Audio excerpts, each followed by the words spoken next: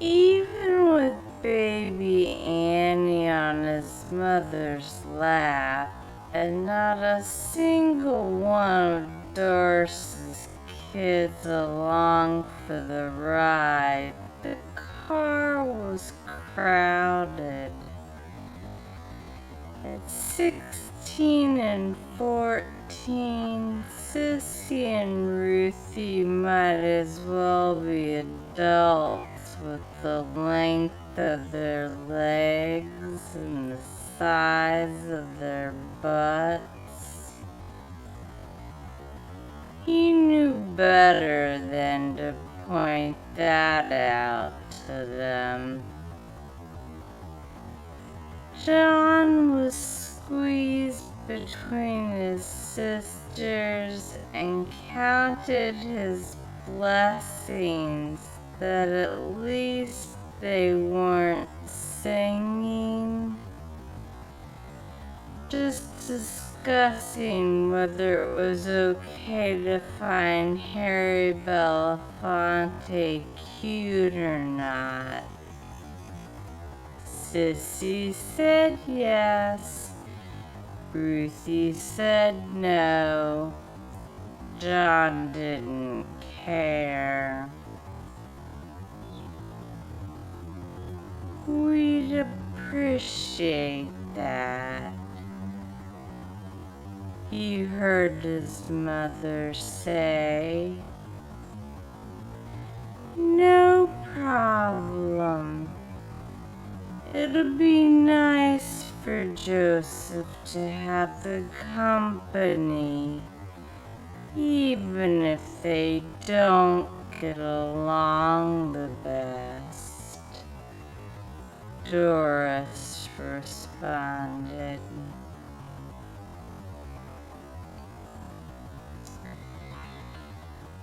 John knew they couldn't be talking about him. Joseph was pretty much his best friend next to Alfred the dog. So he tuned them out and watched the scenery go by. The entire ride, his eyes had been trying to adjust to the blue sky.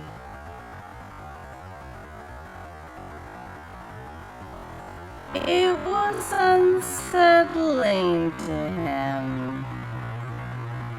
He'd seen blue sky before, of course, out on Niner Hill, or when they'd gone to Shawnee Forest for picnics. But it still made him feel itchy and out of sorts.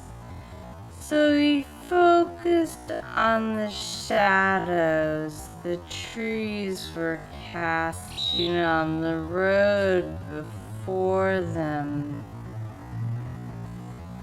Lowering his eyes away from the sky made him feel a little better, and realizing some of the shadows looked like Roy Rogers really made him feel better.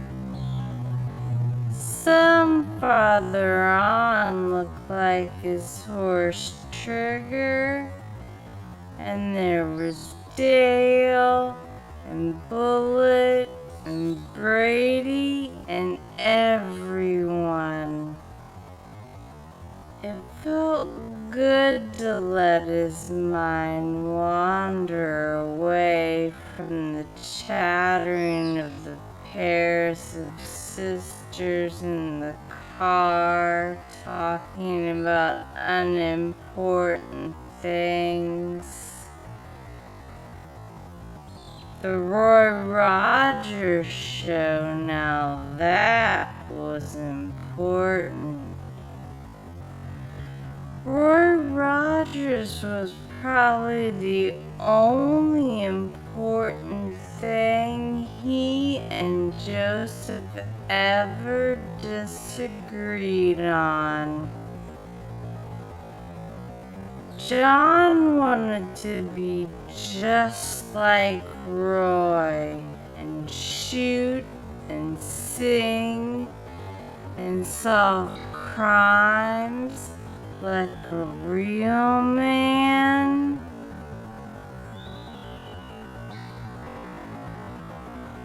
Doris wouldn't let Joseph like Roy Rogers.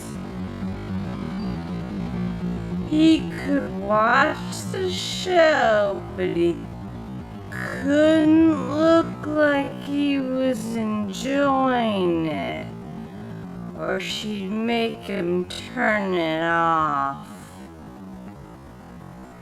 Back when Roy had been just little Lynn Sly out to Duck Run, one of his pigs had beaten one of Doris's at the Scioto County Fair, and she still held it against him.